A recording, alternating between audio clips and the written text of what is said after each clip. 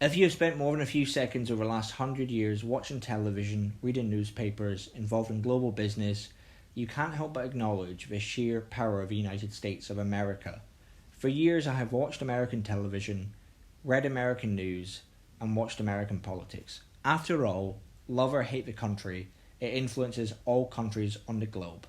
One thing that became apparent to me after a short while was the sheer proliferation of Americans in all aspects, in politics, playing American football, working in agriculture, and everything in between, with verifiable English ancestry. Now, the initial wave of English migration to the United States was in the 1600s, more than 400 years ago.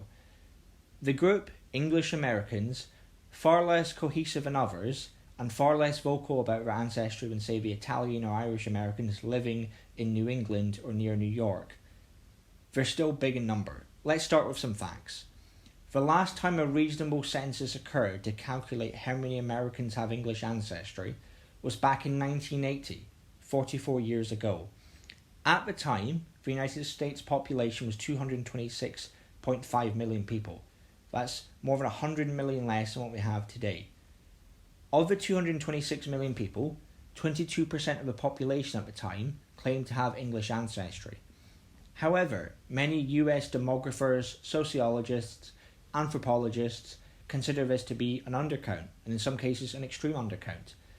Author David Hackett Fisher, who wrote Albion, a book which examines how certain English regional cultures impacted US regions based on migration, estimated that for the state of Tennessee, an estimated 21 to 24% of the population back then were predominantly English.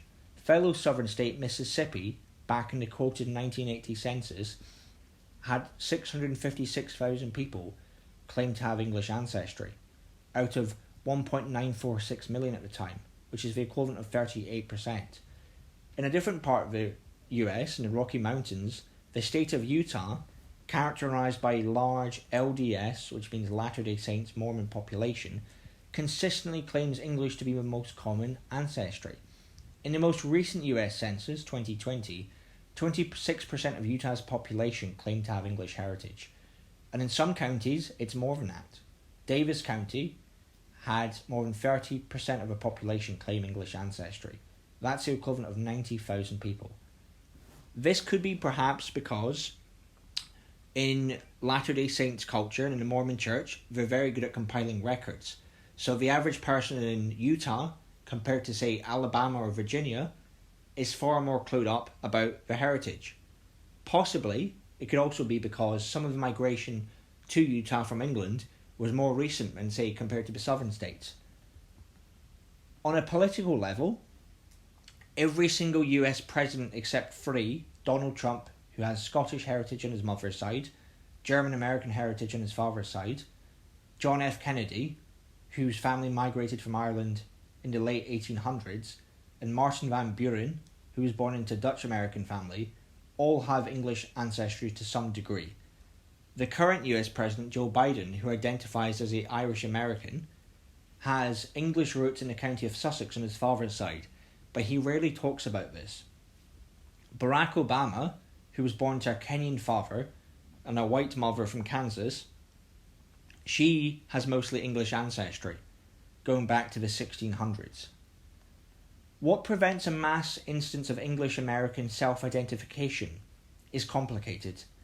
I think, for one, having ancestors who moved to the US so many generations ago, in some cases more than 10 generations, you're far removed from any recent immigrant ancestor, and so you simply choose to identify as American.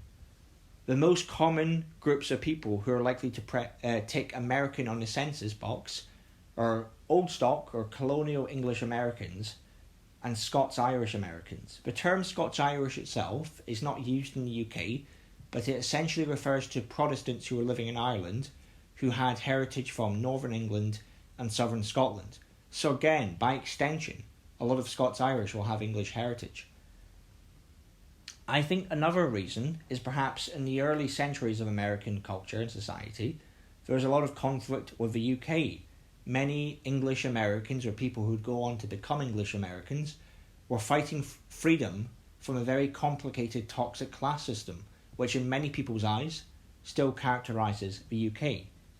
I would say, however, the class system is not what defines the UK from a cultural point of view. You can be English American and take pride in English Anglo-Saxon literature or music, even Middle English literature. You could enjoy the works of Geoffrey Chaucer. You could find solace and inspiration in historical figures like Alfred the Great or Harold Godwinson. Things are not just tied to the monarchy. Ultimately, this is not even scratching the surface. This is just a video briefly looking into the complicated topic that is English American ancestry.